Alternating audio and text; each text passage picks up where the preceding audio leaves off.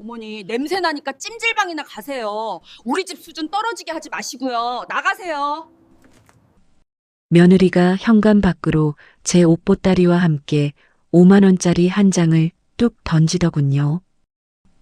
저는 그날 밤 쓰레기장 구석에서 맹세했습니다. 내 눈에서 눈물 나게 한 너희들, 반드시 내 놈들 눈에서는 피눈물이 나게 해주마. 하늘도 제 억울함을 아셨던 걸까요? 주머니 속에 종이 한 장이 제 운명을 송두리째 바꿔놓았습니다. 사연 시작 전 구독과 좋아요 눌러주시고 어디서 듣고 계신지 댓글 남겨주시면 귀한 마음을 담아 따뜻한 이야기를 들려드리겠습니다. 기상 관측 이래 가장 춥다던 그해 겨울은 유난히도 혹독했습니다. 서울의 기온이 영하 17도까지 내려가 한강물조차 꽁꽁 얼어붙던 날이었지요.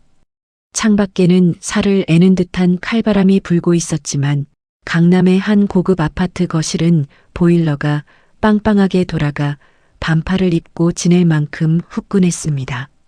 하지만 그 집안의 공기는 바깥 날씨보다 더 차갑게 얼어붙어 있었습니다. 거실 한가운데에는 60이 넘은 박말순 여사가 죄인처럼 고개를 푹 숙인 채 서 있었습니다. 그리고 그 앞에는 며느리 서지은이 팔짱을 낀 채 마치 더러운 벌레를 보듯 시어머니를 쏘아보고 있었지요.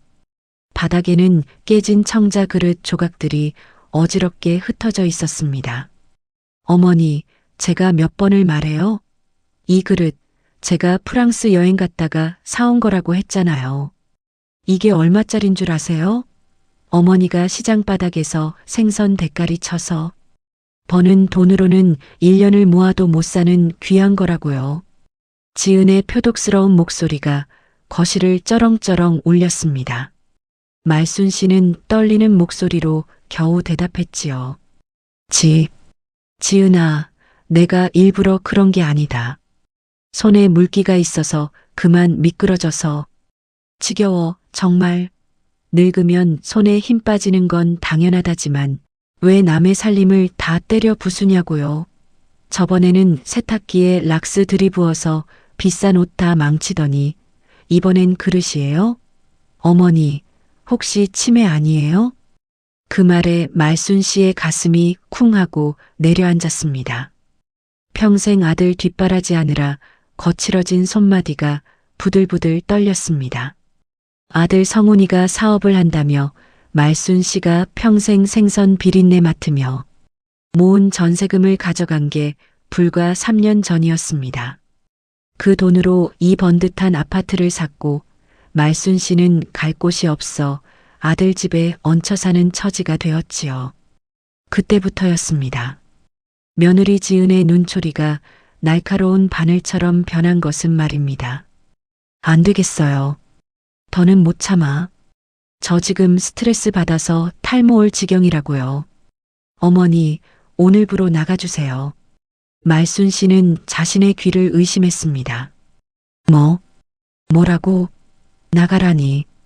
이 엄동설 안에 내가 갈 데가 어디 있다고 그러냐? 성훈이 올 때까지만이라도 그이한테는 제가 다 말해놨어요. 그리고 요양원 자리 알아봤으니까 거기로 가세요. 당장은 자리가 없어서 대기해야 한다니까 그동안은 찜질방을 가시든 친구분 댁을 가시든 알아서 하시고요. 지은은 획 돌아서더니 말순 씨의 방문을 벌컥 열었습니다. 그리고는 장롱 속에 있던 낡은 옷 보따리 2개를 거실 바닥으로 내동댕이 쳤습니다. 그 안에는 말순 씨가 10년도 더 넘게 기워 입은 내복이며 보풀이 잔뜩인 스웨터 몇 벌이 전부였지요. 가지고 나가세요. 아, 그리고 냄새나니까 엘리베이터 타지 말고 비상계단으로 가세요. 입주민들이 노인 냄새난다고 민원 넣는단 말이에요. 기가 막혀 말이 나오지 않았습니다. 내 집 팔아 사준 아파트에서 내가 낳은 자식의 처에게 이런 취급을 당하다니요. 말순 씨가 울먹이며 며느리의 바짓가랑이라도 잡으려는 찰나 현관문 도어록이 띠리릭 하고 열렸습니다. 아들 성훈이 퇴근에 들어온 것입니다. 다녀왔습니다. 아니, 이게 다 무슨 일이야? 집안 꼴이 왜 이래? 말순 씨는 구세주라도 만난 듯 아들에게 달려갔습니다. 그래도 내 배 아파 낳은 아들은 다르겠지. 내 핏줄은 내 편을 들어주겠지 하는 신락 같은 희망을 품고 말입니다. 성훈아, 잘 왔다. 내 처가 지금 나보고 나가란다. 이 추운 날에 늙은 애미를 쫓아내겠단다. 내가 말 좀 해다오. 그런데 그때였습니다. 며느리 지은이 갑자기 바닥에 주저앉으며 악어의 눈물을 흘리기 시작했습니다. 방금 전까지 독사 같던 눈빛은 온데간데였고 세상에서 제일 불쌍한 표정으로 남편을 올려다보았지요. 여보, 흑흑, 나 진짜 못 살겠어. 어머니가 나보고 밥상 늦게 차린다고 이 그릇 던지셨어. 나 맞을 뻔했다고. 우리 민준이 교육에도 안 좋고 나 정말 무서워서 어머니랑 한 집에 못 있겠어. 아니, 이게 무슨 소리냐? 내가 언제 그릇을 던져? 내가 소리 지르니까 놀라서 떨어뜨린 거 아니냐? 말순 씨가 억울해서 소리쳤지만 성훈의 미간은 이미 잔뜩 찌푸려져 있었습니다. 그는 바닥에 깨진 그릇 조각과 울고 있는 아내, 그리고 초라한 행색의 어머니를 번갈아 보았습니다. 성훈은 한숨을 푹 내쉬더니 신경질적으로 넥타이를 풀며 차가운 눈으로 어머니를 바라보았습니다. 엄마, 제발 좀 조용히 좀 사시면 안 돼요? 제가 회사 일로 얼마나 힘든 줄 아세요? 집에 오면 좀 쉬어야 하는데 엄마 때문에 집구석이 하루도 조용할 날이 없잖아요. 성훈아, 너 지금 그게 무슨 말이냐? 내가 널 어떻게 키웠는데? 내가 내 뒷바라지 하려고 비린내 뒤집어 쓰고 평생을. 아, 그놈의 생선 장사 얘기 좀 그만하세요. 지겹지도 않으세요? 지은이가 오죽하면 그러겠어요. 엄마가 며느리 잡으니까 그런 거 아니에요. 말순 씨는 망치로 머리를 얻어맞은 것 같았습니다. 아들의 입에서 나온 말은 비수가 되어 가슴 한가운데에 꽂혔습니다. 아들은 지갑에서 5만 원짜리 지폐 5장을 꺼내 말순 씨의 낡은 보따리 위에 툭 던졌습니다. 마치 거지에게 적선하듯 말이지요. 이거 가지고 찜질방이라도 가 계세요. 지은이 화 풀릴 때까지 당분간 좀 나가 계시라고요. 나도 더는 못 참겠으니까. 여보, 비밀번호 바꿔야 해. 어머니 또 몰래 들어와서 냉장고 뒤지면 어떡해? 알았어. 바꿀게. 엄마, 들으셨죠? 지금 나가세요. 당장요. 말순 씨는 떨리는 손으로 바닥에 떨어진 돈을 줍지 않았습니다. 대신 주섬주섬 보따리를 챙겨 들었습니다. 더 이상 이곳에 머물러야 할 이유가, 아니, 비벼볼 언덕조차 사라진 순간이었으니까요. 아들의 눈에는 어머니에 대한 걱정은커녕 귀찮은 짐짝을 치워버리고 싶다는 욕망만이 가득했습니다. 말순 씨가 현관으로 향하자 며느리가 따라 나와 신발장을 가로막았습니다. 어머니, 그 털신 제 거잖아요. 저번에 제가 버리려고 내놓은 거 주워 신으신 거죠? 그거 놓고 가세요. 아무리 버린 거라도 어머니가 신던 거 찝찝해서 못 봐주겠으니까. 이건 내가 시장에서 3,000원 주고 산 거다. 거짓말하지 마세요. 됐고 그냥 슬리퍼나 신고 나가요. 빨리 안 나가고 뭐해요? 지은은 말순 씨의 등 뒤로 현관문을 활짝 열어젖혔습니다. 칼날 같은 바람이 훅 하고 집 안으로 들이닥쳤습니다. 말순 씨는 쫓기듯 밖으로 떠밀려 나왔습니다. 얇은 삼선 슬리퍼 사이로 얼음장 같은 복도 바닥의 냉기가 전해졌습니다.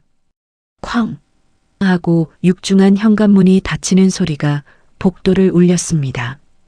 곧이어 띠띠띠띠 도어록 비밀번호 변경하는 소리가 들려왔지요. 문이 닫히자마자 안에서는 깨르르 하는 며느리의 웃음소리와 아들의 다정한 목소리가 희미하게 새어나왔습니다.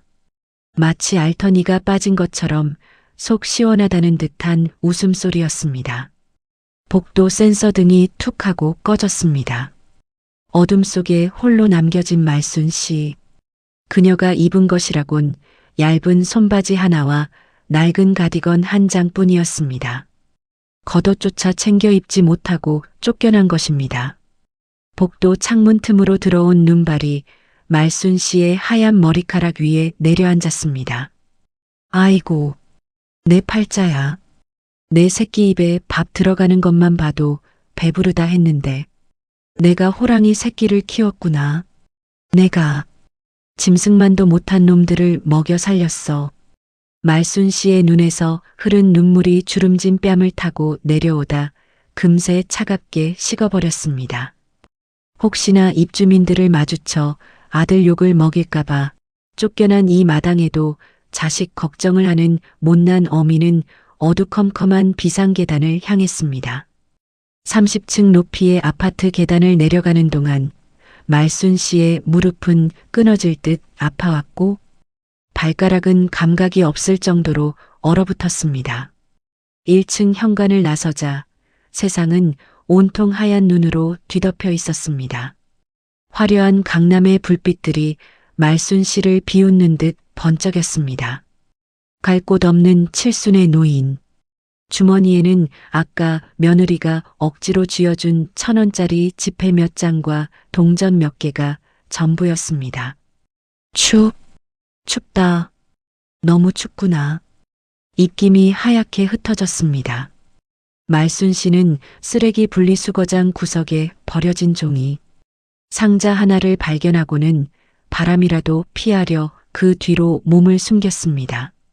뼈마디가 시려오는 고통 속에서 말순 씨는 아까 닫힌 아파트의 불 켜진 창문을 올려다보았습니다. 따뜻한 주황색 불빛이 새어나오는 그곳, 자신이 평생을 바쳐 읽어준 그곳은 이제 넘볼 수 없는 성벽이 되어버렸습니다. 그때였습니다. 멀리서 폐지를 가득 실은 리어카를 끌고 가는 한 노인의 라디오에서 트로트 노랫가락이 흘러나왔습니다. 그리고 이어지는 아나운서의 멘트가 윙윙거리는 바람소리에 섞여 말순 씨의 귀에 스쳐 지나갔습니다. 이번 주 로또 1등 당첨금이 2월되어 40억 원에 육박한다는 소식입니다. 말순 씨는 헛웃음을 지었습니다. 로또? 40억? 그런 건 전생에 나라를 구한 사람이나 되는 것이지. 자신처럼 자식에게 버림받고 쓰레기장 옆에 쭈그리고 앉은 노인네에게는 딴 세상 이야기였습니다. 하지만 사람의 앞날은 한치 앞도 모른다고 했던가요? 말순 씨는 떨리는 손으로 주머니 속을 뒤적였습니다. 며칠 전 시장에서 거스름돈 대신 받았던 로또 종이 한 장이 꼬깃꼬깃하게 접혀 있었습니다. 그것은 단순한 종이 조각이 아니었습니다. 칠흑 같은 어둠 속에 갇힌 말순 씨에게 내려온 하늘이 쥐어준 마지막 동아줄이었습니다.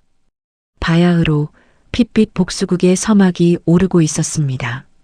밤새 내린 눈은 야속하게도 말순 씨의 몸 위로 소복이 쌓여 있었습니다. 살을 애는 추위보다 더 무서운 것은 눈을 뜨면 마주해야 할 비참한 현실이었습니다. 새벽녘 아파트 단지를 청소하는 환경미화원의 빗자루 소리에 말순 씨는 가까스로 눈을 떴습니다. 온몸의 관절이 꽁꽁 얼어붙어 마치 녹슨 기계처럼 삐걱거렸습니다. 손발은 이미 감각이 없어 남의 살처럼 느껴졌고 입에서는 허연 입김이 뿜어져 나왔습니다. 아이고, 내가 아직 안 죽었구나. 차라리 얼어 죽는 게 나았을 것을. 말순 씨는 쓰레기 분리수거장 구석에서 기어 나오듯 몸을 일으켰습니다. 화려한 강남의 아파트 단지는 밤새 아무 일도 없었다는 듯 평온했습니다. 저 높은 30층 어딘가에서 아들 성훈과 며느리 지은은 따뜻한 이불 속에서 곤히 자고 있겠지요. 그 생각을 하니 억장이 무너져 내리는 것 같았습니다. 배에서는 꼬르륵 소리가 천둥처럼 울렸습니다. 어제 저녁부터 물 한 모금 마시지 못한 탓이었습니다. 말순 씨는 주머니 속을 뒤적였습니다. 며느리 지은이 억지로 쥐어준 1,000원짜리 지폐 3장과 동전 몇 개가 손에 잡혔습니다. 3,500원.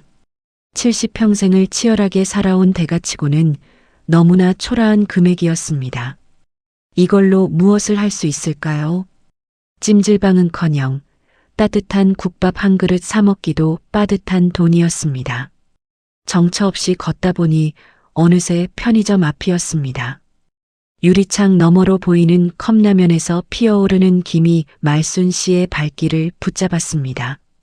염치불구하고 안으로 들어갔습니다. 알바생이 힐끔 쳐다보더니 노골적으로 인상을 찌푸렸습니다. 행색이 남루한 노인네가 들어오니 달갑지 않은 모양이었습니다. 저 컵라면 하나만 주시오. 말순 씨는 떨리는 손으로 동전을 세어 계산대 위에 올려놓았습니다. 뜨거운 물을 부어 구석진 테이블에 자리를 잡았습니다. 후루룩 뜨거운 국물이 목구멍을 타고 넘어가자 그제야 얼었던 내장이 조금씩 녹는 것 같았습니다. 눈물이 핑 돌았습니다. 평생 아들 뒷바라지하느라 고등어 자반 한 번 마음 편히 먹어본 적 없던 자신이었습니다. 아들은 소고기 묵국 끓여주고 자신은 국물만 떠먹으며 살았던 세월이 주마등처럼 스쳐 지나갔습니다. 내가 어쩌다 이 꼴이 되었을까? 남편 먼저 보내고 안 먹고 안 입으며 키운 자식인데 라면 국물에 눈물이 뚝뚝 떨어져 짠맛이 더해졌습니다. 그때였습니다. 편의점 벽에 걸린 텔레비전에서 요란한 음악 소리와 함께 지난주 로또 당첨번호 안내 방송이 재방송되고 있었습니다. 이번 주 1등 당첨금은 무려 40억 원입니다. 당첨자가 나오지 않아 2월 된 금액까지 합쳐진 역대급 당첨금인데요. 행운의 번호를 다시 한번 확인해 보시죠.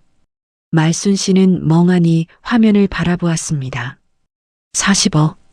감도 오지 않는 큰 돈이었습니다. 그러다 문득 주머니 속에 쑤셔 박아둔 꼬깃꼬깃한 종이 한 장이 생각났습니다. 며칠 전 시장에서 거스름돈 대신 받았던 바로 그 로또 복권이었습니다. 에이 설마 내가 무슨. 말순 씨는 자조적인 웃음을 흘리며 주머니에서 종이를 꺼냈습니다. 국물 얼룩이 묻고 구겨진 그야말로 쓰레기 같은 종이 조각이었습니다. 화면 속 아나운서가 또랑또랑한 목소리로 숫자를 하나씩 불렀습니다. 첫 번째 숫자 7입니다.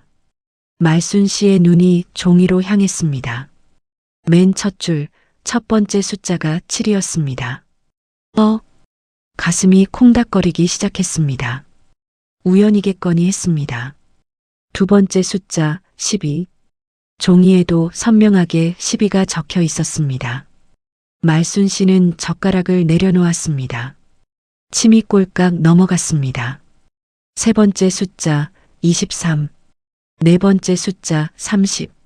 세상에 4개가 연속으로 맞았습니다. 말순 씨의 손이 덜덜 떨리기 시작했습니다.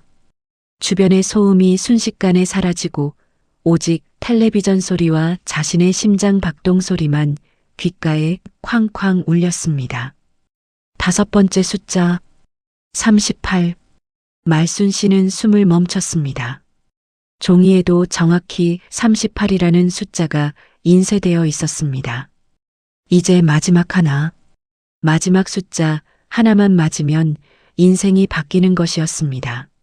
아니, 지옥 같은 이 현실에서 탈출할 수 있는 것이었습니다. 마지막 보너스 번호가 아닌 당첨 번호는 바로 42입니다. 순간 편의점 안의 공기가 멈춘 것 같았습니다. 말순 씨는 눈을 비비고 다시 종이를 확인했습니다.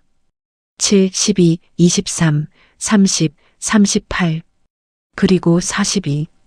6개의 숫자가 거짓말처럼 일치했습니다. 헉, 숨이 턱 막혀왔습니다. 하늘이 노래지고 땅이 솟구치는 것 같았습니다. 컵라면 용기를 쥔 손에 힘이 들어갔습니다. 이게 꿈인가? 내가 얼어 죽어가면서 꾸는 마지막 환상인가? 말순 씨는 허벅지를 꼬집어 보았습니다. 악소리가 날 만큼 아팠습니다. 꿈이 아니었습니다. 할머니, 다 드셨으면 좀 나가주시죠? 다른 손님들도 받아야 하는데.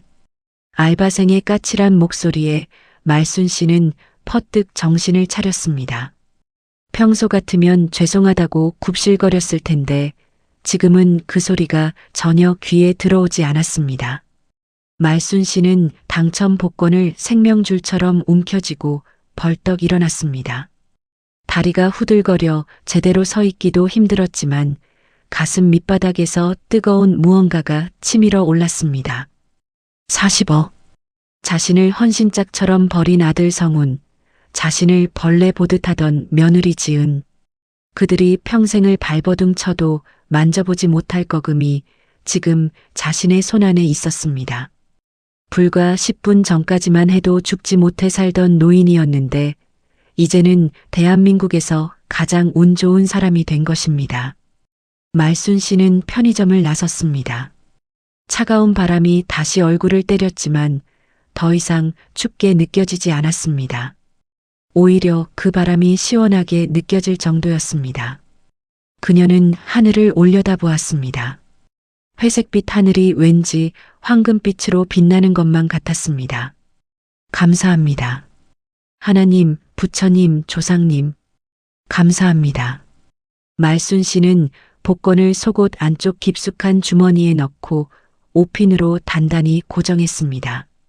누가 훔쳐가기라도 할까봐 가슴을 꼭 끌어안았습니다. 이제 갈 곳은 정해졌습니다. 찜질방이 아니었습니다. 그녀는 서울 서대문구에 있다는 농협 본점을 향해 걷기 시작했습니다.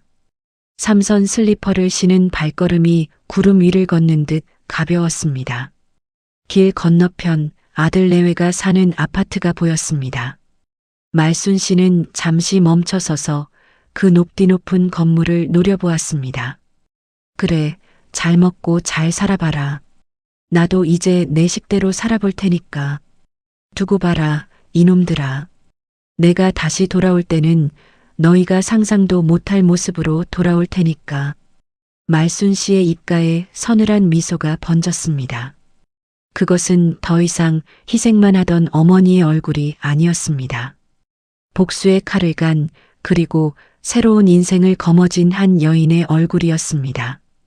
주머니 속에 3,500원은 사라졌지만 그녀의 가슴 속에는 40억 원이라는 거대한 희망이 불타오르고 있었습니다.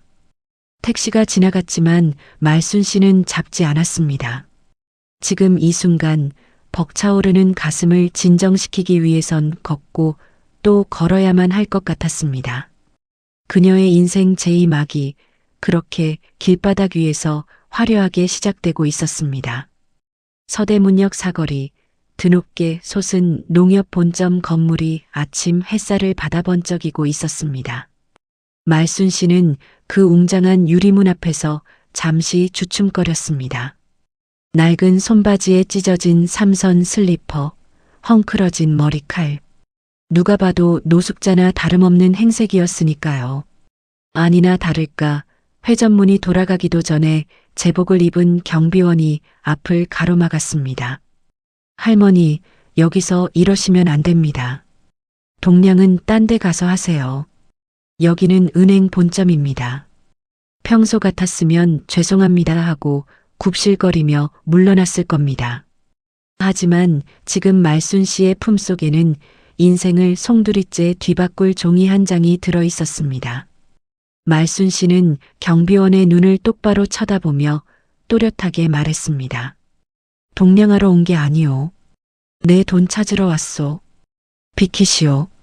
그 서슬 퍼런 눈빛에 경비원이 움찔하는 사이 말순 씨는 당당하게 회전문을 밀고 들어갔습니다.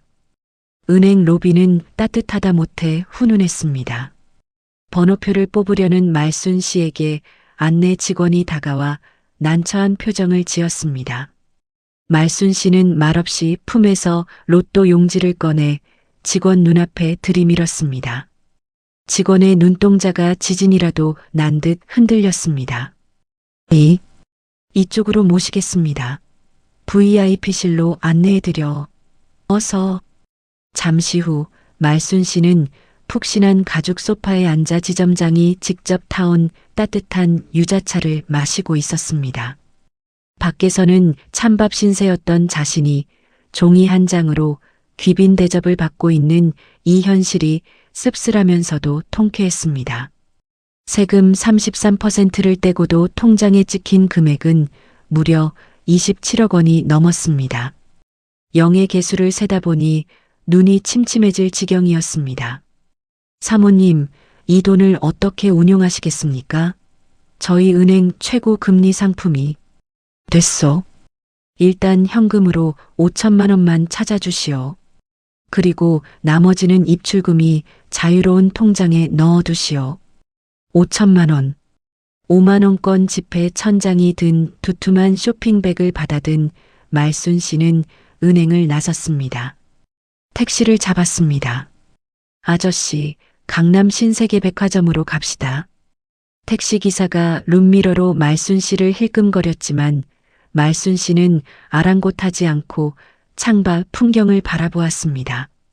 어제까지만 해도 저 거리 어딘가에서 폐지를 줍고 있었을 텐데 오늘은 고급 세단을 타고 백화점으로 향하고 있었습니다. 백화점 명품관 1층. 화려한 조명 아래 마네킹들이 도도하게 서 있었습니다. 말순 씨가 들어서자 매장 직원들이 서로 눈빛을 교환하며 슬금슬금 피했습니다. 개중 한 직원이 마지못해 다가와 코를 찡그리며 말했습니다. 할머니, 화장실 찾으세요? 화장실은 지하 1층인데요. 말순 씨는 직원의 말을 무시하고 가장 비싸 보이는 마네킹 앞으로 다가갔습니다. 윤기가 흐르는 최고급 캐시미어 코트와 실크 원피스가 입혀져 있었습니다. 이거 저 마네킹이 입은 거 그대로 다 주시오. 사이즈는 77로. 직원은 기가 차다는 듯 헛웃음을 흘렸습니다. 손님, 이거 코트만 500만 원이 넘어요. 만져보시면 안 되고요. 눈으로만. 말순 씨는 대꾸 대신 쇼핑백을 열어 보였습니다. 빳빳한 5만 원권 뭉치가 벽돌처럼 쌓여 있는 광경에 직원의 얼굴이 순식간에 하얗게 질렸습니다. 500만 원이 아니라 5천만 원도 우습게 낼 수 있는 재력. 자본주의의 힘은 실로 대단했습니다. 직원의 표정은 1초 만에 경멸에서 굴종으로 바뀌었습니다. 아이고, 사모님. 제가 몰라 뵙고 정말 죄송합니다. 이쪽으로 앉으세요. 차부터 한 잔 올리겠습니다. 매니저님, 여기 VIP 고객님 오셨어요. 1시간 뒤 거울 앞에 선 말순 씨는 전혀 다른 사람이 되어 있었습니다. 냄새나는 손바지는 쓰레기통에 처박혔습니다. 대신 우아한 짙은 녹색의 코트와 부드러운 가죽 부츠, 그리고 목에는 진주 목걸이가 걸려 있었습니다. 거울 속의 여인은 더 이상 며느리에게 구박받던 쭈구리 노인이 아니었습니다. 기품 있고 당당한 강남의 사모님 그 자체였습니다. 말순 씨는 백화점을 나와 곧장 서울에서 가장 비싸다는 6성급 호텔로 향했습니다. 프런트 직원은 말순 씨의 옷차림과 손에 들린 명품 쇼핑백들을 보더니 묻지도 따지지도 않고 가장 좋은 전망의 스위트룸 키를 내주었습니다. 30층 스위트룸입니다. 편안한 밤 되십시오, 사모님. 방문을 열자 탄성이 절로 나왔습니다. 아들 부부가 사는 30평 아파트 전체를 합친 것보다 더 넓은 거실, 한강이 한눈에 내려다 보이는 통유리창, 킹사이즈 침대. 말순 씨는 창가로 다가가 아래를 내려다 보았습니다. 발 아래 펼쳐진 서울의 야경이 보석처럼 반짝이고 있었습니다. 저 수많은 불빛 중 어딘가에 아들 성훈과 며느리 지은이 살고 있겠지요. 너희는 좁아터진 아파트에서 지지고 볶고 살아라. 나는 이제 내 세상에서 살 테니까. 말순 씨는 욕실로 들어가 뜨거운 물을 틀었습니다. 커다란 월풀 욕조에 거품을 가득 풀고 몸을 담갔습니다. 따뜻한 물이 얼어붙었던 뼈마디 사이사이로 스며들자 긴장이 풀리면서 참았던 눈물이 다시 흘러내렸습니다. 영감, 나한테 왜 이런 복이 이제야 왔을까요? 당신 살아생전에 따뜻한 고기 반찬 한번 배 터지게 먹여줬어야 했는데, 먼저 떠난 남편 생각에 가슴이 미어졌지만 이내 고개를 저었습니다. 이제 와서 청승을 떨어봤자 달라질 건 없었습니다. 말순 씨는 거품으로 몸을 빡빡 문지르기 시작했습니다. 몸에 밴 생선 비린내, 간한 냄새, 그리고 며느리에게 무시당하며 얻은 마음의 멍자국까지 모두 씻어내겠다는 듯이 말입니다. 목욕을 마치고 나온 말순 씨는 호텔 가운을 걸치고 소파에 앉았습니다. 룸서비스로 시킨 최고급 스테이크와 와인이 테이블 위에 차려졌습니다. 포크와 나이프를 쥔 손이 처음엔 어색했지만 몇 번 썰다 보니 금세 익숙해졌습니다. 입안에서 살살 녹는 고기 맛. 이게 바로 돈의 맛이었습니다. 와인을 한 모금 들이키자 알싸한 취기가 올라왔습니다. 말순 씨는 핸드폰을 꺼내 들었습니다. 부재중 전화는 한 통도 없었습니다. 하루 종일 어미가 들어오지 않았는데도 아들놈은 전화 한 통이 없었습니다. 아마 며느리 눈치 보느라 아니면 아예 어미 따위는 잊어버리고 싶어서였겠지요. 그래, 차라리 잘 됐다. 어설프게 효도한답시고 연락했으면 내 마음이 약해졌을지도 모르지. 말순 씨는 핸드폰의 전원 버튼을 꾹 눌러 꺼버렸습니다. 암흑이된 화면 위로 자신의 얼굴이 비쳤습니다.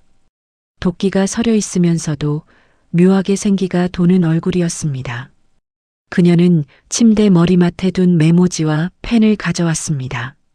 그리고 앞으로 해야 할 일들을 하나씩 적어 내려가기 시작했습니다. 첫째, 건강검진 받기. 둘째, 운전면허 따고 기사 딸린 차 사기. 셋째, 아들놈이 사는 아파트 건물주 찾기. 펜을 쥔 손에 힘이 들어갔습니다. 단순히 잘 먹고 잘 사는 것으로는 성이 차지 않았습니다. 받은 만큼, 아니 그 이상으로 돌려줘야 했습니다.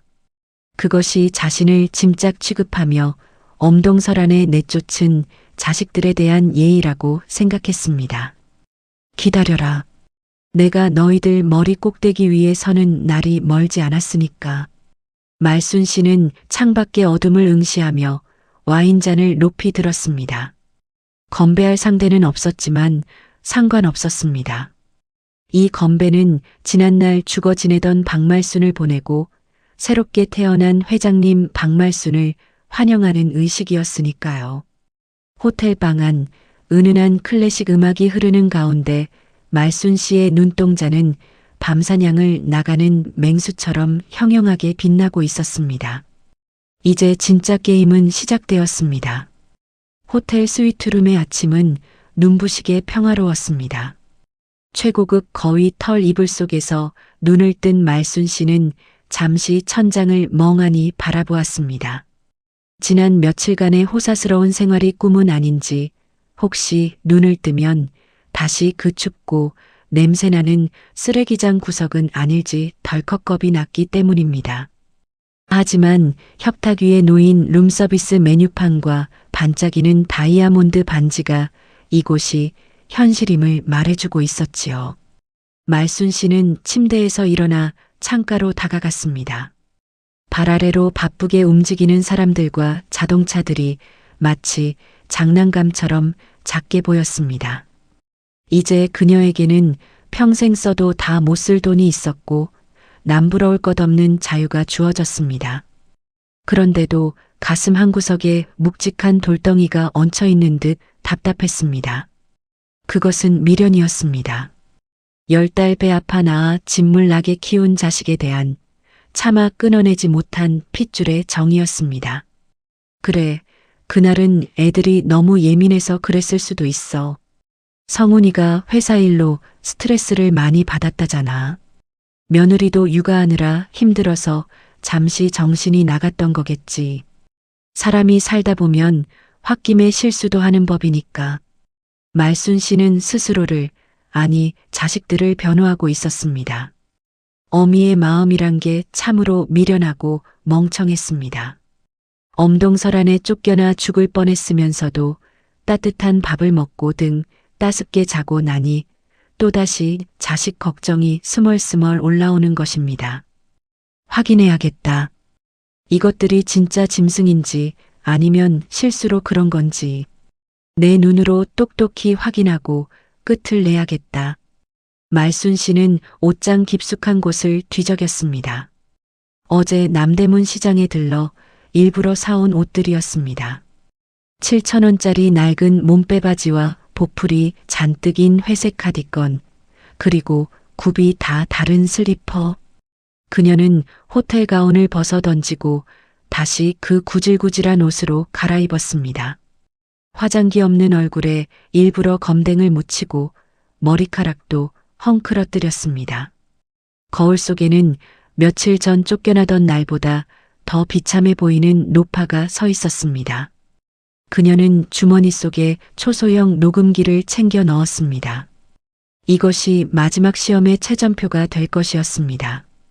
택시를 타고 아파트 단지 근처에서 내린 말순 씨는 익숙한 동네를 걸어 올라갔습니다.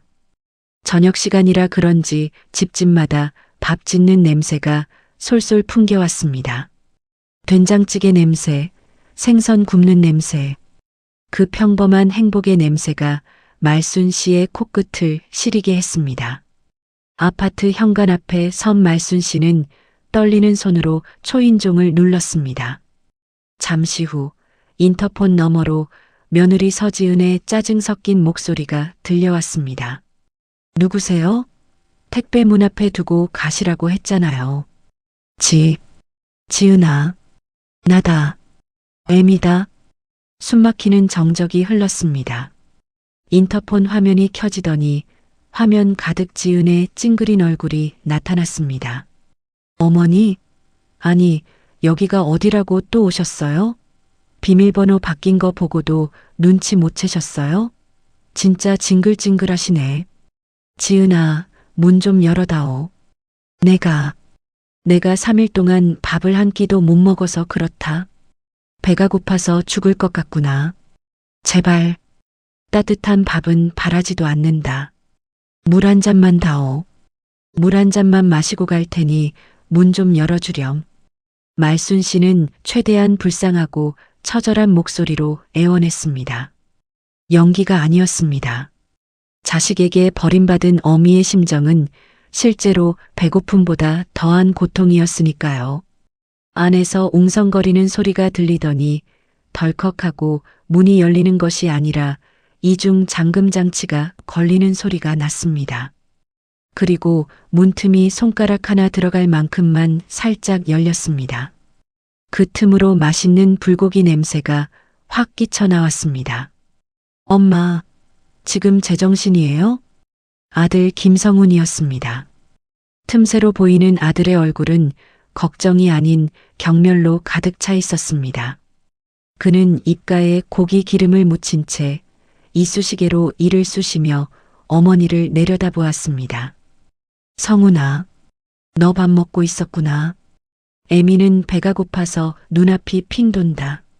남은 밥이라도 좋으니 한 숟갈만. 아, 진짜 쪽팔리게 왜 이러세요? 경비 아저씨가 보면 어쩌려고요?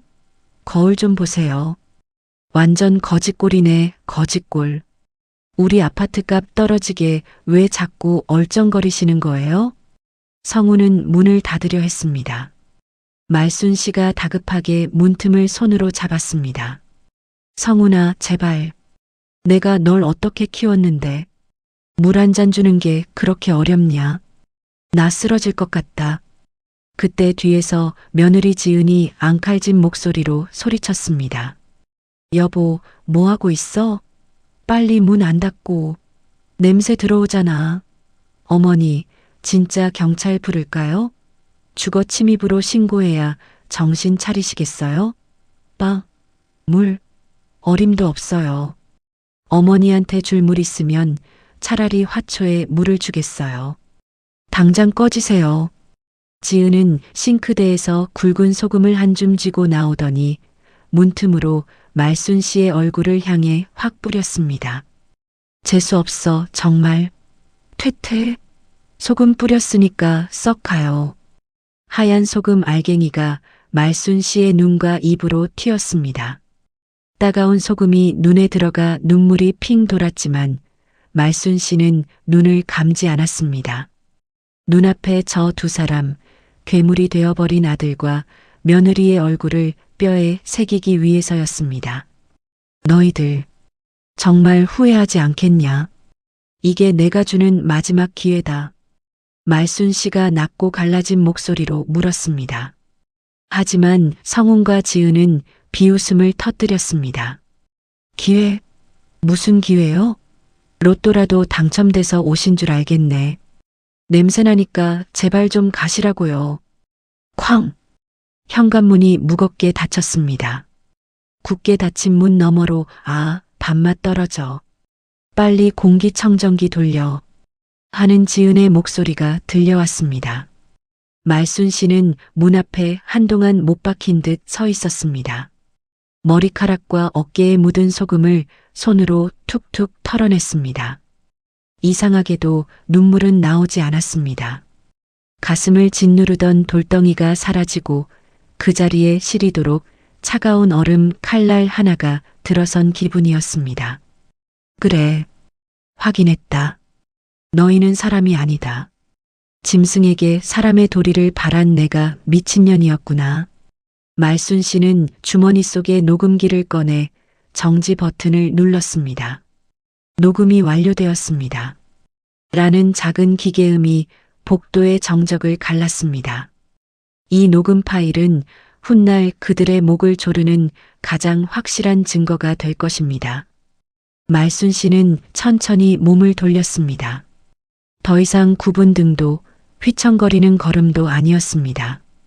그녀는 엘리베이터 거울 속에 비친 자신의 초라한 행색을 보며 싸늘하게 웃었습니다. 잘 있거라, 내 아들 김성훈. 그리고 며느리 서지은. 오늘 너희가 뿌린 이 소금 피눈물이 되어 너희 눈에서 흐르게 해주마. 아파트 단지를 빠져나온 말순 씨는 대로변에 대기하고 있던 검은색 모범 택시에 올랐습니다. 사모님, 어디로 모실까요? 운전기사가 백미러를 보며 정중하게 물었습니다. 거짓골을 한 손님이었지만 이미 선불로 50만 원을 받은 터라 기사의 태도는 깍듯했습니다. 말순 씨는 창밖으로 멀어지는 아파트를 바라보며 차분하게 대답했습니다. 호텔로 갑시다.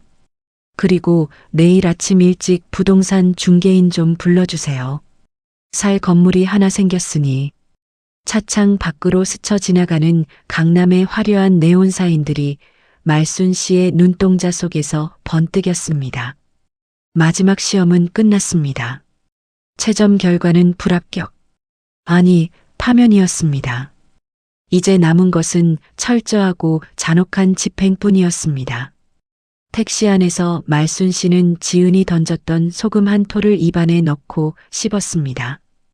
짜고 쓴맛이 입안 가득 퍼졌습니다. 그녀는 이 맛을 죽을 때까지 잊지 않겠다고 다짐했습니다. 복수의 서막이 끝나고 본격적인 사냥이 시작되는 밤이었습니다.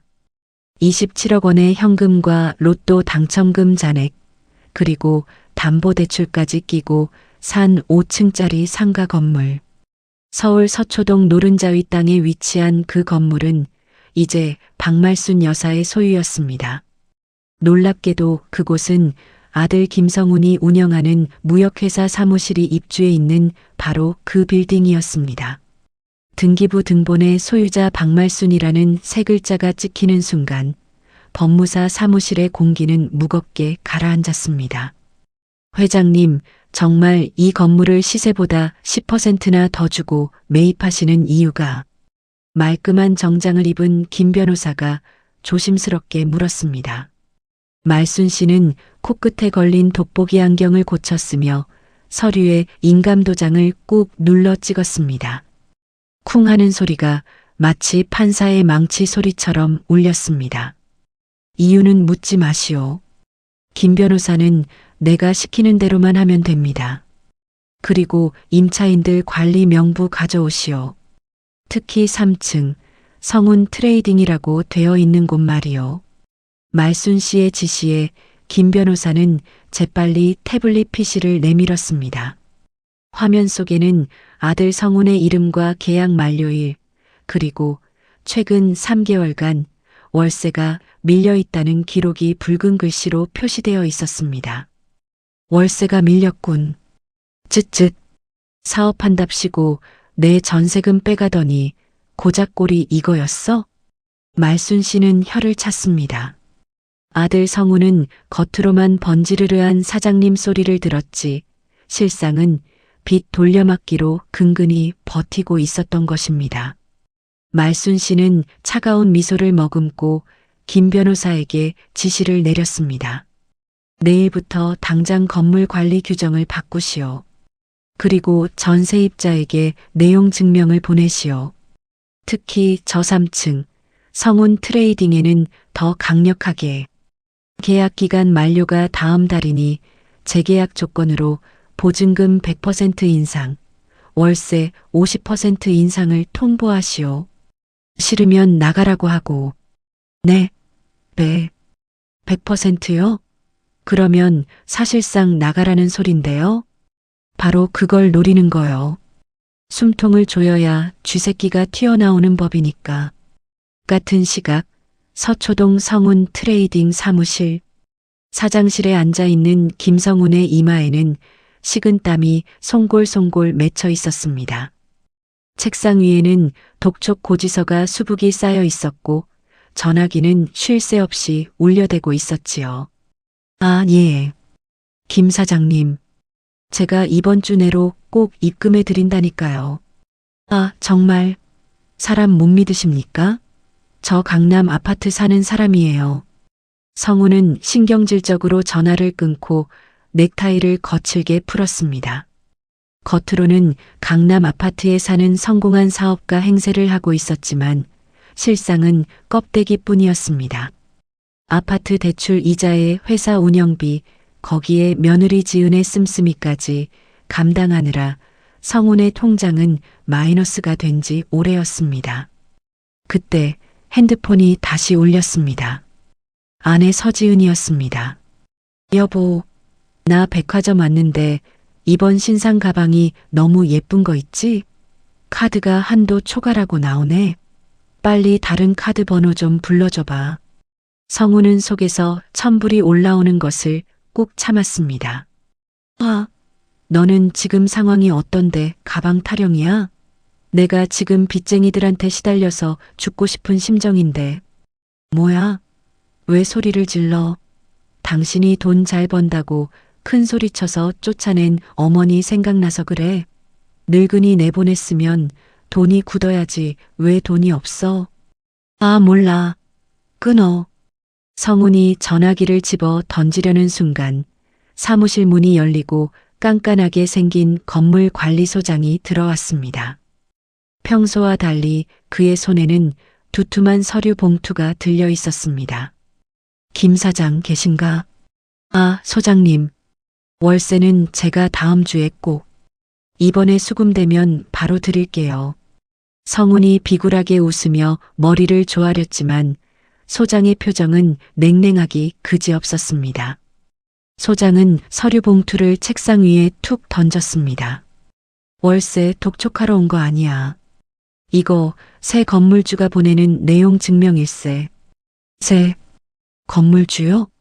건물이 팔렸습니까? 어제부로 소유권 이전됐어. 새 주인은 아주 깐깐한 분이야. 자네같이 월세 밀리는 세입자는 딱 질색이라더군. 읽어봐. 성우는 떨리는 손으로 봉투를 뜯었습니다. 임대차 계약 갱신 조건 변경 통보서. 문서를 읽어 내려가던 성운의 눈동자가 지진이라도 난 듯 흔들리기 시작했습니다. 보증금 5억으로 인상? 월세 1,500만 원? 아니, 이게 말이 됩니까? 갑자기 2배를 올리는 게 어디 있어요? 이건 그냥 나가라는 소리잖아요. 성운이 악을 쓰며 소리쳤습니다. 하지만 관리소장은 콧방귀를 뀌었습니다. 법적으로 문제될 거 없어. 자네 월세 3기 이상 연체했잖아. 상가임대차보호법상 갱신 거절 사유에 해당해. 새 주인은 지금 당장 자네를 내쫓을 수도 있는데 자비를 베풀어서 조건부 재계약을 제안한 거야. 싫으면 방 빼. 소장님, 이러시면 안 되죠. 제가 여기 인테리어에 쏟아부은 돈이 얼만데. 제발 새 주인 좀 만나게 해주세요. 제가 사정 좀 해볼게요. 네. 새 회장님은 자네 같은 사람 안 만나. 대리인인 김 변호사하고 얘기해. 그리고 기간은 일주일이야. 그 안에 보증금 못 맞추면 강제 집행 들어간다고 하니까 짐 쌀 준비나 해. 소장은 뒤도 돌아보지 않고 나가버렸습니다. 성우는 다리가 풀려 의자에 주저앉았습니다. 눈앞이 캄캄했습니다. 당장 직원들 월급 줄 돈도 없는데 보증금 5억을 어디서 구한단 말입니까? 여기서 쫓겨나면 사업은 끝장이었습니다. 사무실 주소가 강남이 아니면 거래처들도 다 떨어져 나갈 게 뻔했으니까요. 망했다. 진짜 망했다. 성우는 머리를 감싸 쥐고 책상에 엎드렸습니다. 그때 책상 구석에 놓인 가족 사진이 눈에 들어왔습니다. 어머니 말순 씨와 함께 찍은 사진은 없고 오직 아내 지은, 아들 민준과 찍은 사진뿐이었습니다. 문득 며칠 전 소금을 뿌려 내쫓았던 어머니의 얼굴이 떠올랐지만 성우는 애써 고개를 저었습니다. 재수 없는 소리. 늙은이가 나가면서 저주를 퍼부어서 일이 꼬이는 거야. 성우는 급하게 아내 지은에게 전화를 걸었습니다. 여보, 큰일 났어. 우리 가게 쫓겨나게 생겼어. 장인어른한테 돈 좀 융통 안 될까? 한편 그 시각 건물 건너편 카페 2층 창가 자리. 박말순 여사는 선글라스를 낀 채 망원경으로 성운의 사무실 창문을 지켜보고 있었습니다. 머리를 감싸 쥐고 괴로워하는 아들의 모습이 흐릿하게 보였습니다. 예전 같았으면 당장 달려가 내 새끼 무슨 일이냐 하며 쌈짓돈을 털었을 테지만 지금 말순 씨는 우아하게 에스프레소를 한 모금 마실 뿐이었습니다. 회장님, 지시하신 대로 내용 증명 전달했습니다. 김성운 사장, 아주 사색이 되더군요. 맞은편에 앉은 김 변호사가 보고했습니다. 말순 씨는 찻잔을 내려놓으며 차갑게 웃었습니다. 사색? 아직 멀었어. 그놈은 아직 벼랑 끝이 뭔지 몰라. 김 변호사, 다음 단계 준비해요. 다음 단계라면? 그놈이 살고 있는 아파트 말이요. 등기부 때 보니 은행 빚이 꽉 차 있더군. 그 대출 채권 우리가 매입합시다. 사무실에서 쫓겨나면 집으로 기어 들어가서 쉴 생각할 텐데 집까지 날아가면 놈들이 어떤 표정을 지을지 궁금하네. 김 변호사는 마른 침을 삼켰습니다. 눈앞에 이 노부인에게서 뿜어져 나오는 기운은 여느 재벌 총수보다 더 서늘하고 압도적이었습니다. 친자식을 상대로 이렇게까지 치밀하게 옥죄어 들어가는 복수는 난생 처음 보았기 때문입니다. 알겠습니다. 자산관리공사 쪽에 접촉해서 부실 채권 매입 작업 들어가겠습니다. 아마 일주일이면 집주인 명의도 회장님 앞으로 돌릴 수 있을 겁니다. 좋아. 아주 좋아. 말순 씨는 자리에서 일어났습니다. 명품 코트 자락이 휘날렸습니다. 그녀는 성운의 사무실이 있는 건물을 향해 손가락으로 총 모양을 만들어 빵하고 쏘는 신용을 했습니다. 지은아, 성훈아. 이건 예고편에 불과하다. 너희가 내 가슴에 박은 대못, 이제 하나씩 뽑아서 너희 심장에 돌려주마. 말순 씨는 대기하고 있던 검은색 세단에 몸을 실었습니다. 차가 부드럽게 출발하자 그녀는 뒷좌석에 기대어 눈을 감았습니다. 아들의 절망하는 얼굴을 보았는데도 마음이 아프기는커녕 10년 묵은 체증이 내려가는 듯한 쾌감이 전신을 휘감았습니다. 이제 곧 아파트 대출 만기 통보서가 날아갈 차례였습니다. 직장도 잃고 집도 잃고 길바닥에 나앉게 될 아들 부부. 그들이 겪게 될 추위와 배고픔은 말순 씨가 겪었던 그 겨울밤보다 100배는 더 혹독할 것입니다. 보이지 않는 손이 서서히, 그러나 확실하게 그들의 목을 조여가고 있었습니다. 일주일이라는 시간은 김성훈 부부에게 지옥과도 같았습니다. 사무실 보증금 5억 원 인상 통보에 이어 살고 있는 아파트 대출금 상환 독촉장까지 날아들었기 때문입니다. 그야말로 벼랑 끝에 몰린 쥐 신세가 된 두 사람은 지푸라기라도 잡는 심정으로 건물주와의 면담을 요청했습니다. 수십 번의 거절 끝에 김 변호사로부터 회장님께서 10분 정도 시간을 내주신답니다라는 연락을 받았을 때 성우는 뛸 듯이 기뻤습니다. 그 회장님이 누구인지 짐작조차 하지 못한 채 말입니다. 약속 당일 성훈과 지은은 옷장에서 가장 비싼 정장을 꺼내 입었습니다.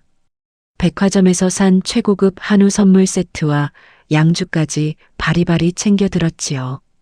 서초동 건물 가장 위층, 5층에 위치한 회장실로 올라가는 엘리베이터 안에서 성우는 넥타이를 매만지며 마른 침을 삼켰습니다. 여보, 제발 부탁인데 오늘은 입 좀 다물고 있어. 당신 성질 부려서 그나마 있던 기회 날리지 말고. 알았지? 아, 알았다고. 나도 이 상황에서 무슨 짓을 못해? 납작 엎드려서 빌라면 빌 거야. 근데 그 회장이라는 사람, 노인네라며? 노인네들은 비위 맞추기 쉬워. 내가 가서 애교 좀 떨면. 지은은 거울을 보며 립스틱을 짙게 발랐지만 그녀의 손끝은 미세하게 떨리고 있었습니다. 5층에 도착하자 육중한 나무 문이 그들을 맞이했습니다.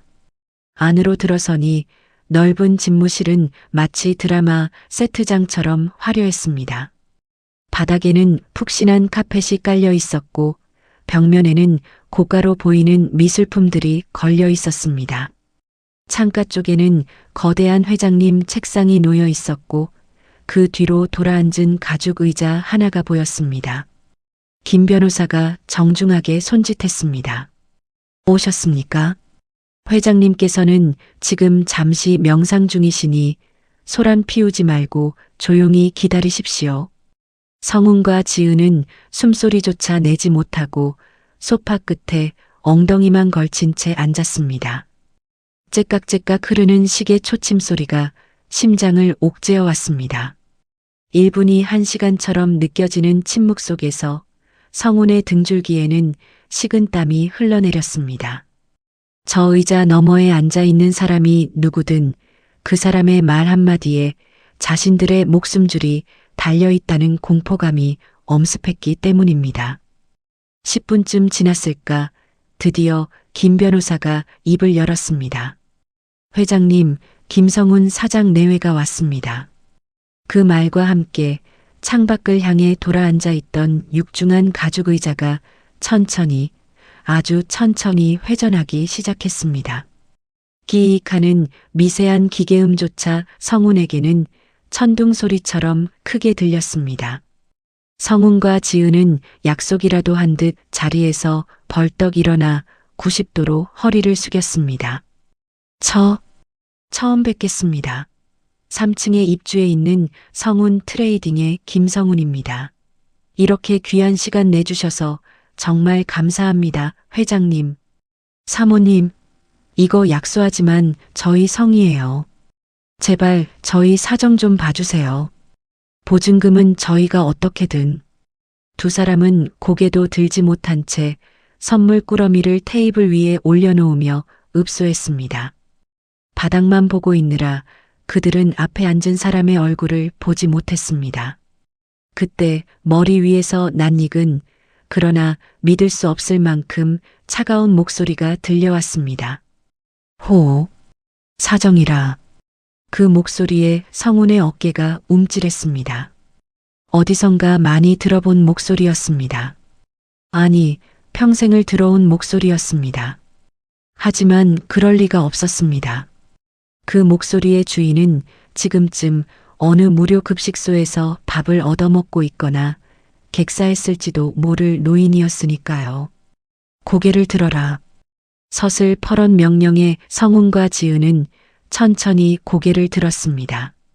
그리고 두 사람의 눈동자가 찢어질 듯 커졌습니다. 그곳에는 우아한 옥색 실크 블라우스를 입고 목에는 굵은 진주 목걸이를 건 박말순 여사가 앉아 있었습니다. 곱게 드라이한 은발의 머리카락, 금태 안경 너머로 보내는 서늘한 눈빛, 며칠 전 소금을 뒤집어 쓰고 쫓겨나던 그 초라한 노파의 모습은 온데간데 없었습니다. 엄마, 어머니? 아니, 어머니가 왜 여기? 성우는 뒷걸음질을 쳤고 지은은 들고 있던 명품 가방을 바닥에 떨어뜨렸습니다. 뇌가 정지된 듯 아무 생각도 나지 않았습니다. 도플갱어인가? 아니면 너무 간절해서 헛것이 보이는 건가?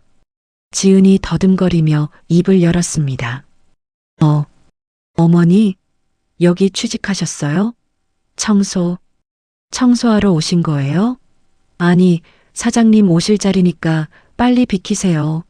미쳤어, 정말. 지은은 현실을 부정하며 말순 씨에게 달려가려 했습니다.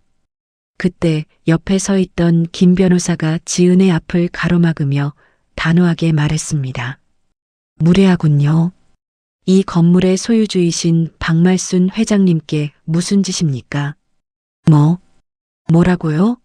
소유주? 회장님? 성운의 다리가 풀려 바닥에 주저앉았습니다. 멍하니 바라본 어머니의 책상 위에는 회장 박말순이라고 적힌 명패가 번쩍이고 있었습니다. 말순 씨는 찻잔을 들어 우아하게 차를 한 모금 마셨습니다. 그리고 바닥에 널브러진 아들 부부를 벌레 보듯 내려다보며 입을 열었습니다. 왜? 내가 여기 있으면 안 될 사람처럼 보이는구나. 청소부? 늙은이가 할 수 있는 게 청소밖에 없다고 생각했더냐? 엄마.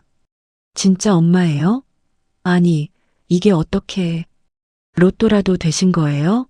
말도 안 돼. 성운이 기어가는 목소리로 중얼거렸습니다.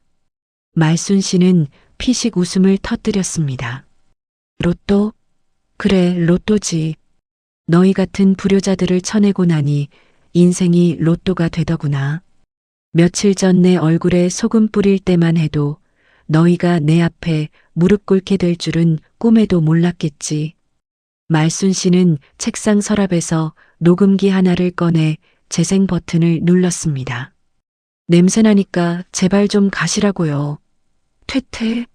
소금 뿌렸으니까 썩 가요. 경찰 부를까요? 주거 침입으로 신고해야 정신 차리시겠어요? 며칠 전 현관문 앞에서 녹음된 지은과 성운의 독한 목소리가 회장실 안에 쩌렁쩌렁 울려 퍼졌습니다.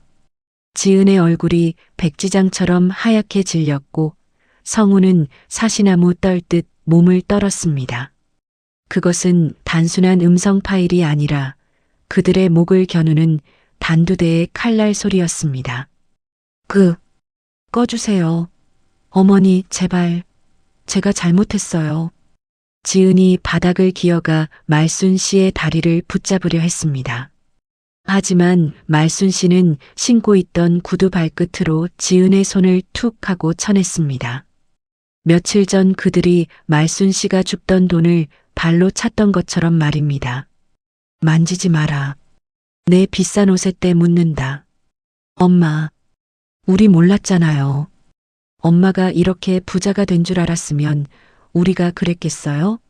엄마, 저 하나뿐인 아들이잖아요. 핏줄이잖아요. 네. 성훈이 눈물을 콧물범벅이 된 얼굴로 애원했습니다. 말순 씨는 자리에서 일어나 창가로 걸어갔습니다. 그리고 천천히 뒤를 돌아보며 낮지만 분명한 목소리로 말했습니다. 핏줄? 그래, 핏줄이지. 그래서 내가 너희에게 마지막 기회를 주러 갔던 거다. 따뜻한 밥 한 끼, 아니, 물 한 잔만 줬더라도 나는 이 건물을 너희에게 줄 생각이었다. 그 말에 성훈과 지은의 입이 턱 빠질 듯 벌어졌습니다. 건물. 이 수백억짜리 건물이 자신들의 것이 될 수도 있었다는 사실에 억장이 무너져 내리는 표정이었습니다. 하지만 너희는 나에게 물 대신 소금을 줬지. 짐승도 은혜를 아는데 너희는 짐승만도 못했어. 김 변호사. 네, 회장님. 이 사람들 당장 끌어내세요. 그리고 법대로, 아주 철저하게 법대로 집행하세요. 보증금 단 1원도 깎아주지 말고 기한 내에 못 내면 강제 퇴거시키세요. 아파트 경매 절차도 바로 시작하고요. 안 돼. 엄마. 안 돼요. 우리 갈 데 없어요. 길바닥에 나앉으라는 거예요? 성훈이 울부짖으며 책상 모서리를 잡고 늘어졌습니다. 지은은 바닥을 치며 통곡했습니다. 어머니, 민준이, 손자 민준이 생각은 안 나세요? 애가 무슨 죄가 있다고. 손자 이야기를 꺼내면 마음이 약해질 줄 알았나 봅니다. 하지만 말순 씨의 눈빛은 흔들리지 않았습니다. 오히려 더 차가운 냉소가 서렸습니다. 민준이? 그래, 내 손자. 그 귀한 손자에게 너희 같은 부모가 있다는 게 제일 큰 불행이지. 걱정 마라. 민준이 학비는 내가 몰래 지원해 줄 테니. 단 너희가 굶어 죽든 얼어 죽든 그건 내 알 바 아니다. 말순 씨의 손짓에 대기하고 있던 건장한 보안 요원들이 들이닥쳤습니다. 놓으세요. 회장님 명령입니다. 이거나. 엄마, 엄마, 한 번만 봐줘요. 엄마. 성훈과 지은은 짐짝처럼 들려 양쪽으로 끌려나갔습니다. 닫히는 문틈 사이로 그들의 절규가 들려왔지만 말순 씨는 눈 하나 깜짝하지 않았습니다. 문이 닫히고 다시 정적이 찾아온 회장실. 말순 씨는 그제야 긴 한숨을 토해냈습니다. 가슴이 뻥 뚫린 듯 시원하면서도 한편으로는 씁쓸한 뒷맛이 남는 건 어쩔 수 없었습니다. 하지만 후회는 없었습니다. 썩은 살은 도려내야 새살이 돋는 법이니까요. 테이블 위에 덩그러니 놓인 한우 선물 세트와 양주가 보였습니다. 말순 씨는 그것들을 보며 피식 웃었습니다. 자신을 낳아준 어미는 굶겨 죽이려던 놈들이 건물주에게는 저런 비싼 고기를 바치는구나. 세상 참. 돈이 뭔지. 그녀는 김 변호사를 보며 말했습니다. 이 고기랑 술 가져가서 직원들끼리 회식이나 하시오. 나는 냄새나서 못 먹겠으니. 이제 갑과 을의 위치는 완벽하게 뒤바뀌었습니다. 남은 것은 그들이 바닥까지 추락하는 것을 지켜보는 일, 그리고 박말순이라는 이름석 자로 당당하게 세상 위에 서는 일뿐이었습니다. 말순 씨는 창밖의 서울 하늘을 올려다보았습니다. 유난히 파랗고 높은 하늘이었습니다. 마치 그녀의 앞날처럼 말이지요. 일주일이라는 시간은 모래시계의 모래가 떨어지듯 야속할 만큼 빠르게 지나갔습니다. 그리고 약속된 운명의 날, 서초동의 아침은 여느 때보다 소란스럽게 밝았습니다. 오전 9시 정각, 김성훈의 무역회사 사무실 앞에는 검은색 승합차 2대가 멈춰 섰습니다. 차 문이 열리고 덩치 큰 집행관들과 인부 10여 명이 우르르 쏟아져 내렸습니다. 그들의 손에는 강제 집행이라고 적힌 붉은색 딱지와 노란색 테이프가 들려 있었습니다. 자, 시작합시다. 시간 없으니 빨리빨리 움직여요. 집행관의 건조한 지시와 함께 사무실의 유리문이 거칠게 열렸습니다. 출근해서 커피를 마시며 수다를 떨던 직원들은 갑작스러운 난입에 비명을 질렀습니다. 사장실에 숨어있던 성훈이 팬티 바람이나 다름없는 헝클어진 모습으로 뛰쳐나왔습니다. 당신들 뭐야? 누구 마음대로 들어와. 내가 누군지 알아? 여기 사장이야, 사장.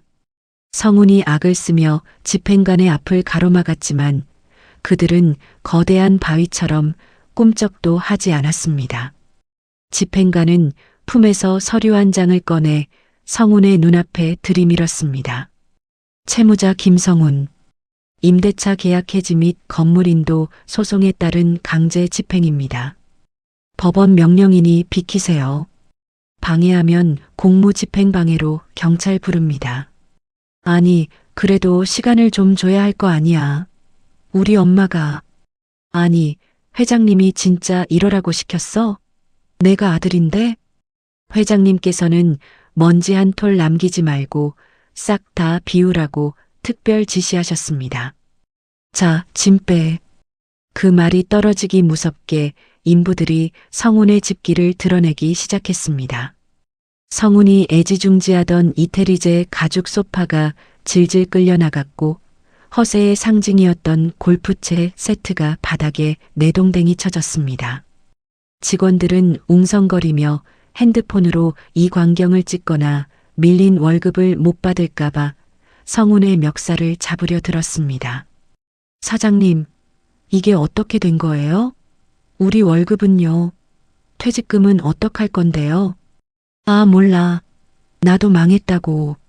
이거 나. 성훈은 아수라장이 된 사무실에서 반쯤 넋이 나간 채 쫓겨났습니다. 그가 입은 것이라곤 구겨진 와이셔츠 한 장뿐이었습니다. 엘리베이터조차 타지 못하고 비상구로 내몰린 성훈은 계단을 구르듯 뛰어내려왔습니다. 하지만 지옥은 이제 시작일 뿐이었습니다. 같은 시각 강남의 아파트. 늦잠을 자고 있던 며느리 지은의 귀에 현관문을 부수는 듯한 굉음이 들려왔습니다. 쾅! 쾅! 쾅! 누구세요? 지은이 인터폰을 확인하기도 전에 도어록이 해제되는 소리가 났습니다. 법원 집행관들과 열쇠 수리공이 문을 따고 들어온 것입니다. 뭐 하는 짓이에요? 남의 집에 신발 신고 들어오지 마요. 지은이 소리를 질렀지만 집행관들은 그녀를 투명 인간 취급했습니다. 그들은 거침없이 집 안으로 들어와 빨간색 압류 딱지를 붙이기 시작했습니다. 텔레비전, 냉장고, 지은이 아끼던 명품 가방, 그리고 심지어 아이의 장난감에까지 빨간 딱지가 덕지덕지 붙었습니다. 온 집안이 붉은색 공포로 물들어갔습니다. 이게 무슨 짓이야? 떼. 이거 당장 안 떼? 지은이 딱지를 때려 하자 집행관이 그녀의 팔을 낚아채며 경고했습니다. 이거 훼손하면 형사 처벌받습니다. 이 아파트는 이미 경매 개시 결정났습니다. 채권자 박말수님의 요청으로 유채동산 압류 및 명도 소송 집행합니다. 당장 나가주십시오. 채권자가 누구라고요? 박말순? 어머니가? 지은은 그 자리에 주저앉고 말았습니다. 시어머니가 단순히 건물주가 된 것뿐만 아니라 자신들의 목숨 줄인 집 대출금까지 몽땅 사들여 빚쟁이가 되었다는 사실을 그제야 깨달은 것입니다. 안 돼. 내 집이야. 내가 어떻게 얻은 강남 아파트인데. 하지만 현실은 냉혹했습니다. 인부들은 지은을 짐짝처럼 들어 현관 밖으로 끌어냈습니다. 그녀가 신은 것은 며칠 전 말순 씨가 신고 쫓겨났던 것과 똑같은 얇은 슬리퍼였습니다. 1시간 뒤 아파트 단지 앞 화단. 쫓겨난 성훈과 지은이 상거지꼴로 조우했습니다. 성훈은 와이셔츠 바람에 오들오들 떨고 있었고 지은은 헝클어진 머리를 한 채 멍하니 바닥만 내려다보고 있었습니다. 지나가는 주민들이 혀를 차며 그들을 구경했습니다. 어머, 저 집 망했나 봐. 저 여자 평소에 목에 깁스하고 다니더니 꼴 좋네. 수군거리는 소리가 비수처럼 꽂혔지만 대꾸할 힘조차 없었습니다. 그때 그들의 앞에 검은색 최고급 세단 한 대가 미끄러지듯 멈춰 섰습니다. 뒷좌석 창문이 스르르 내려가고 그 안에서 박말순 회장이 무표정한 얼굴로 그들을 내려다보았습니다.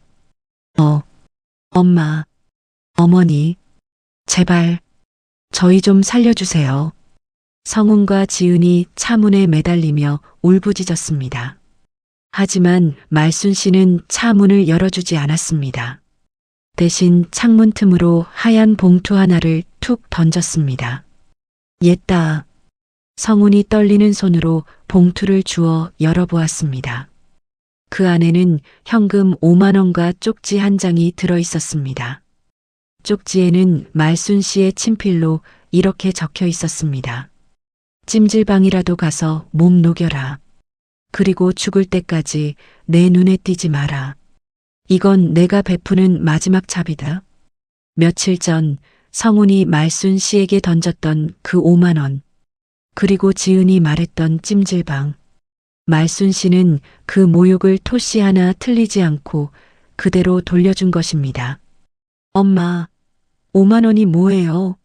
우리 빚이 얼만데. 엄마 돈 많잖아요. 수백억 있다면서요. 성훈이 악을 쓰며 차체를 두드렸습니다. 말순 씨는 그런 아들을 보며 싸늘하게 쏘아붙였습니다. 돈 많지. 넘치도록 많지. 하지만 너희에게 줄 돈은 단 1원도 없다. 그 돈은 사회에 환원하거나 불우이웃을 도울지언정 페르나를 키우는 데는 쓰지 않을 거다.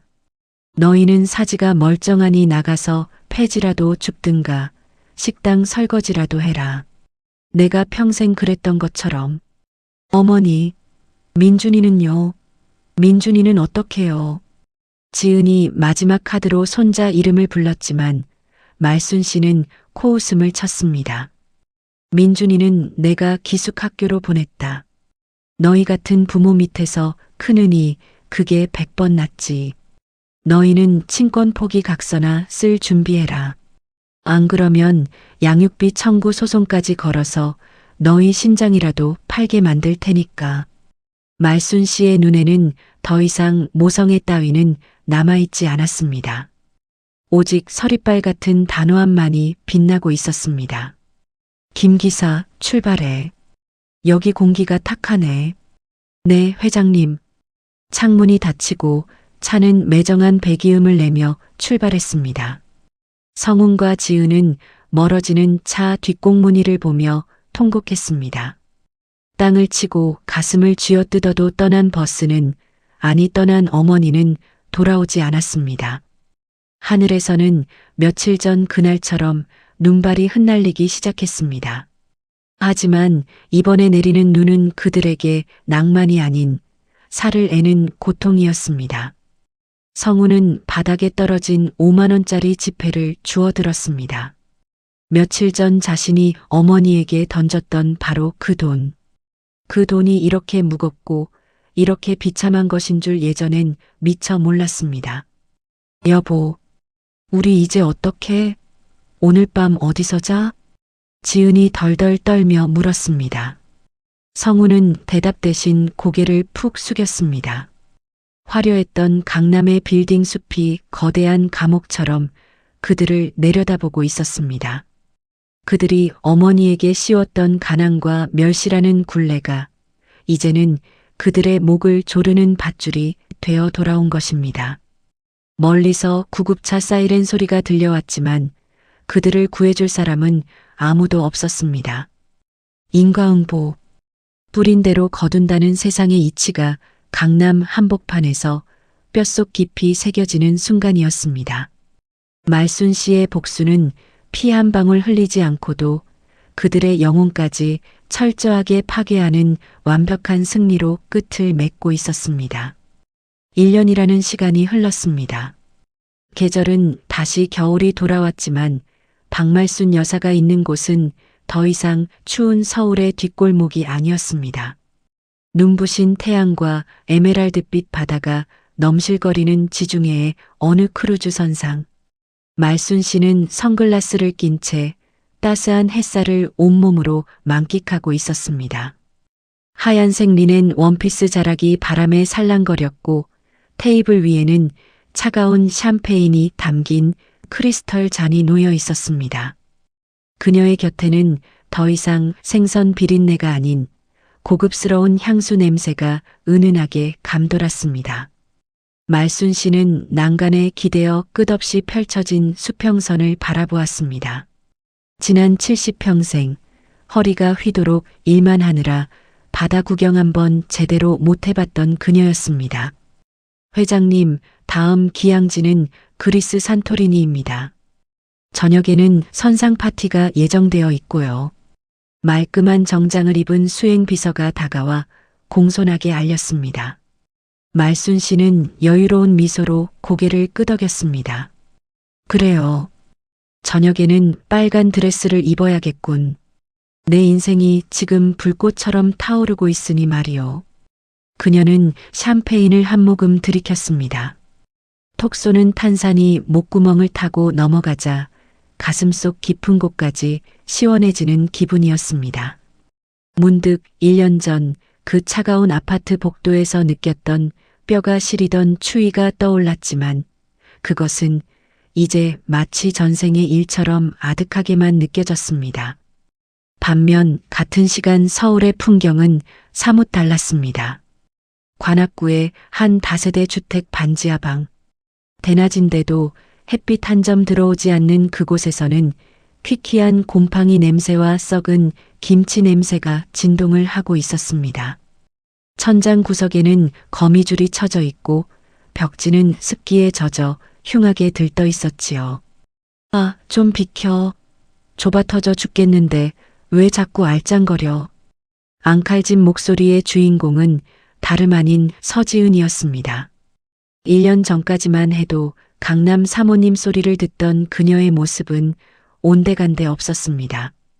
푸석푸석한 피부에 기미가 잔뜩 낀 얼굴, 무릎 나온 트레이닝복을 입은 지은은 영락없는 빈민가 아줌마의 몰골이었습니다.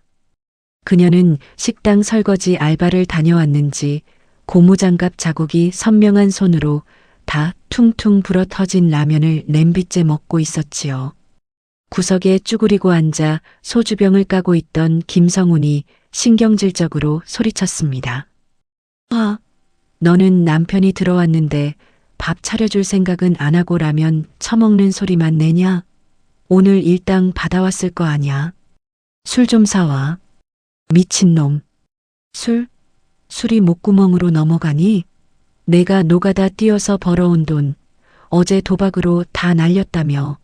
우리가 지금 누구 때문에 이 꼴이 됐는데. 지은이 먹던 젓가락을 집어 던지며 악을 썼습니다. 누구 때문이라니? 그러게 내가 엄마한테 소금만 안 뿌렸어도 우리가 쫓겨나지는 않았을 거 아냐.